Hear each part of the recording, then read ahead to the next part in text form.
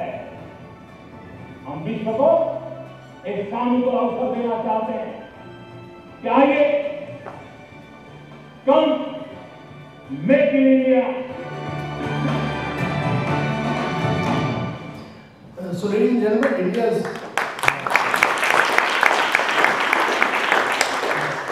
is passing through this very unprecedented window of demographic transition. Almost 72% of our population is below the age of 32, while the rest of the world is aging across Europe, across America, across Japan. India is getting younger and younger. This is a very young, aspirational India.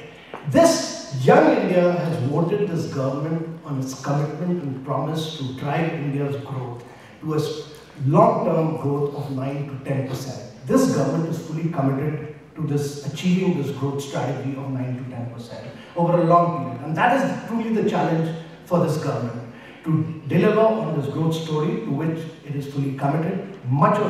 Some of this action has been unfolded. Much of this action, many more changes will come in, many more structural changes in terms of labor, which is being unfolded today morning in Delhi, labor in terms of taxation regime, more consistency, more predictability in terms of the tax reforms, and I think in terms of a unified sales tax regime across states will unfold as we go along during the next 1 to 2 years. Thank you very much, ladies.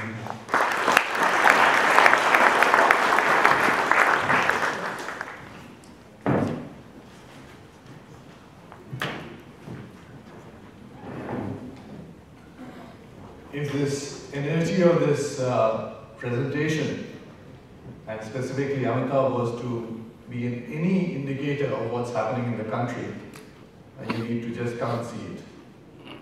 So that is a very, very comprehensive context setting.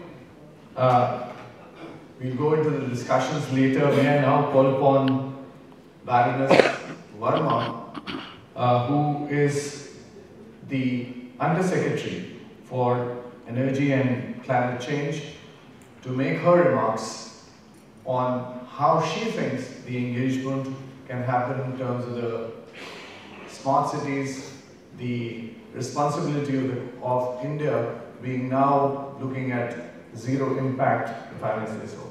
Baroness Verma, please welcome her.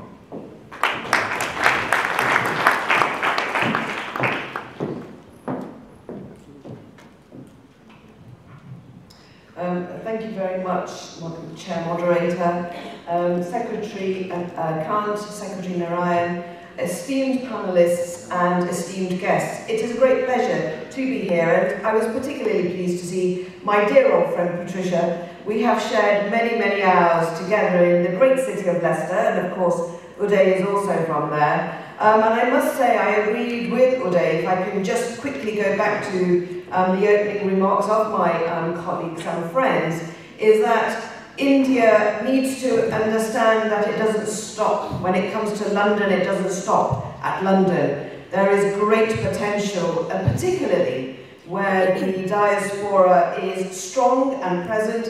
And I would like to plug very much the great successes of the Midlands, both East and West, where originally my grandfather came to the UK in 1938 and settled down with £3 in his pocket, and when he passed away a number of years ago was amongst the richest Asians in the Shire.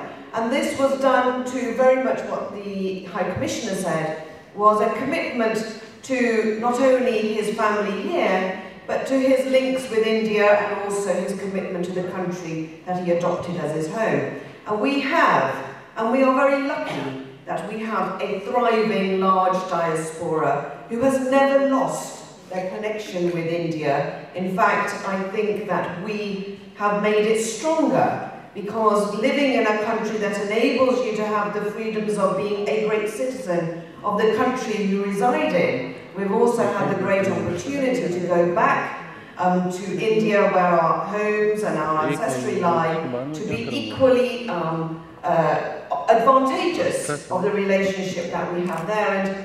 And I would like to say to Secretary Kant that we are really pleased that we are seeing the markets being much more liberalised for investment, because part of the fear that investors have is about the barriers that they meet there. And I would say to you that when we came into government in 2010, looked very carefully at some of the regulations that we have.